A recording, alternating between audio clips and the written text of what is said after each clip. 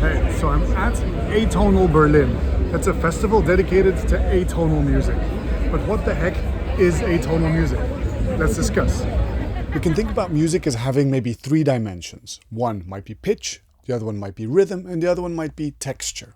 And in the music that we're familiar with in a very Western sense, we've historically had a very strong focus on pitch. If you think of maybe the most quintessential sort of historical European orchestra tradition, almost all the instruments have a certain pitch. They play a certain note on the keyboard. There are, of course, some percussions in there, but the interesting things in the music mostly revolve around what pitches are played, in what combination. And so pitch is just a very prominent part of the story, but it doesn't have to be this way. There are other music genres where pitch is a much smaller part of the puzzle. And so atonal music is just music that de-emphasizes or deprioritizes pitch. It can still exist, but mostly the story becomes interesting thanks to other factors. For example, the rhythm, or for example, the timbre or the texture. You might be forgiven for thinking, well, how can that be interesting? There are at least 4 genres where an atonal approach is sort of the default.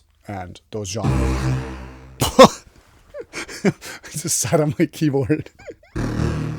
Whoa. Okay, that was loud. That's funny. There are at least 4 genres where an atonal approach is the default, and those are techno, ambient, drone, and noise. And a wonderful example of a musical act that I love is called emptyset. Check them out. The core of emptyset's philosophy is to have these throbbing sub-sine frequencies, and then in the mids and the highs, it's just noise and texture, noise and texture.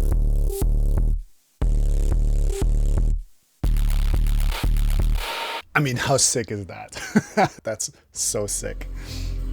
And as with a lot of music, acts like this, if you hear them amplified on a big system where all the frequencies can really resonate through your body, it's also, again, a totally different experience. So being able to turn this up really loud and get fully immersed in it changes the experience completely. Or it doesn't have to be big and epic like that. It can also be small and delicate. For example, this artist that my friend Mordio introduced me to. And another atonal genre would, of course, be ambient.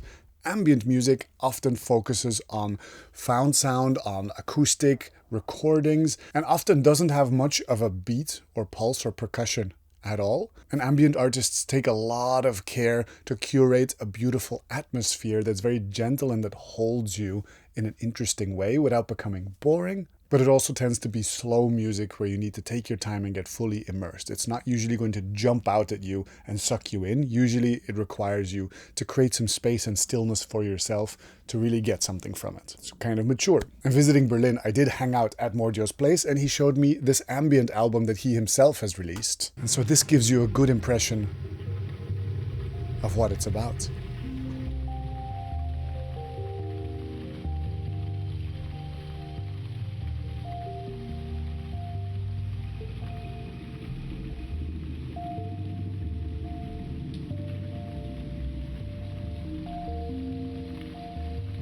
So you might say, Oscar, there's some tones in there. That's not atonal. So the word atonal doesn't strictly mean you cannot use tones at all, right? It just means it's not the focus. And again, in Western popular music, we're so used to having a chord progression that underlines the harmony of a track. And this is usually not the case in atonal music. And on a more philosophical note, one mood that I think you often see in atonal music is one of sort of reverence or sacredness in a way. And I thought that was an interesting thought, right? So if you think of sort of the spectrum of emotions that can be manifested through art, you might have seen like a sort of a wheel or a prism or a tone mapping that sort of tries to map out all the different emotions that music might have. And some of those might be happy, sad, high energy, low energy, exciting, introspective, complex, simple and straightforward. And one of those tones might be sacred or holy. The kind of feeling you get that maybe if you listen to church music and it's trying to instill in you a sort of a reverence of God, that's the kind of vibe that a lot of atonal music does sort of touch on, I find. And you might might think of it a bit as the opposite of silliness. You know, some music is kind of profoundly silly and it's self-aware about that.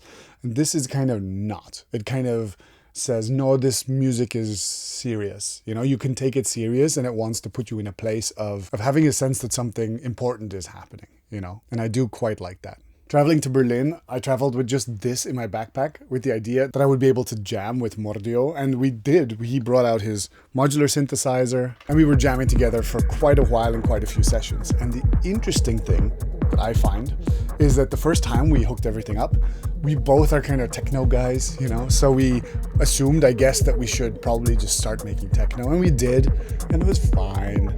But I think that at the end we were both a bit like, okay, that was fine, but it wasn't really surprising to us. And so the next jam that we did, we set the BPM like at 70 BPM, completely different place, and we just started making sound and let it slowly evolve into something that was, let's just say it's genreless. It was sort of vaguely ambient / techno / electronica. Let's just call it electronica, a bit of atonal stuff.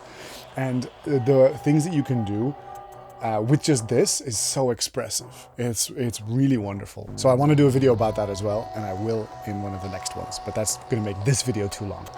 So yeah, one last reflection on atonal music is that a few months ago, I got an email from a student who is learning electronic music production in a school, and their teachers were always steering them away from atonal approaches. They were always bringing it back to harmony, bringing it back to chord progressions, etc.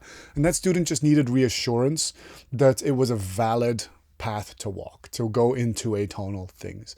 And it absolutely is. That's one of the big takeaways I want you to have from this video. I want you to realize that it is fine, it is good. There is actually a large amount of people interested in that, but you will inevitably also have people who look at this and go, that's not real music, that's just noise. Funnily enough, in the case of emptyset, it technically, like even on a technical level, actually just is noise. But anyway, there will be a lot of people who don't get it. And that's okay. When people express that to you, you just got to place that in a place and say, okay, it's not for you. You either don't like it, that's also valid, or you just don't know yet what it is, that's also valid. It's fine. But just protect yourself from that, because it's a bit scary as a beginning artist if people come at you and say, that's not music, that's just noise. So atonal music is an acquired taste. It's very mature, it's very deep and rich and alive, and it's a beautiful thing to explore. Here's my list of standout artists from the Atonal Festival, and I really hope that you'll take the time to explore some of them yourself. I'll do more videos about everything that I've been reflecting on and thinking on, more technical videos, but let me know in the comments what your relationship to atonal music is, because I would be curious, especially if it's wider than strictly just making techno. I would love to know what kind of atonal approaches the people here on YouTube are into. And if not, just leave a comment to say something nice to me, because that is good for the algorithm. Like the video, subscribe, and I will see you in the next video. Take care.